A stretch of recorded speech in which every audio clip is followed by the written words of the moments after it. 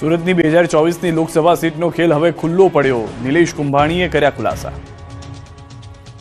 રાજકારણમાં કહેવાય છે કે અહીં જે દેખાય છે તે હોતું નથી અને જે હોય છે તે દેખાતું નથી. અમરેલીના રાજુલામાં જે દ્રશ્યો સર્જાયા તે કંઈક અલગ જ વાર્તા કહી રહ્યા છે. સુરત લોકસભા બેઠક પર કોંગ્રેસના સુપડા સાફ કરી ભાજપની ઇતિહાસની પ્રથમ બિનહરીફ જીતની ભેટ ધરાવનાર કોંગ્રેસના સસ્પેન્ડેડ નેતા નિલેશ કુંભાણીએ હવે આ મુદ્દે મોટો ખુલાસો કર્યો.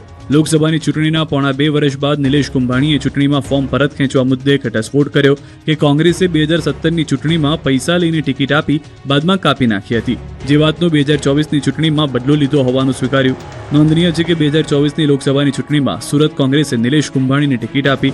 કુંભાણીએ ફોર્મ ભર્યા બાદ પરત ખેંચ્યું હતું. જે દરમિયાન તાજેતરમાં રાજુલામાં કુંભાણીની ફેક્ટરી પર ગુજરાત ભાજપના ચાણક્ય ગણાતા પૂર્વ પ્રદેશ અધ્યક્ષ CR પાટીલની હાજરી અને તેમની સાથે નિલેશ કુંભાણીનો હાથમાં હાથ નાખીને ફરતો વિડીયો વાયરલ થતા જ રાજકીય ગરમાવો ચરમસીમાએ પહોંચ્યો.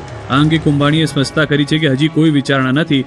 ત્યારે પ્રશ્ન એ થાય છે કે શું એક સસ્પેન્ડેડ વિપક્ષી નેતાના ઘરે કે ફેક્ટરીએ CR પાટીલ માત્ર ચા પાણી પીવા જાય ખરા કે પછી આ કેસરિયાની પૂર્વ તૈયારી છે?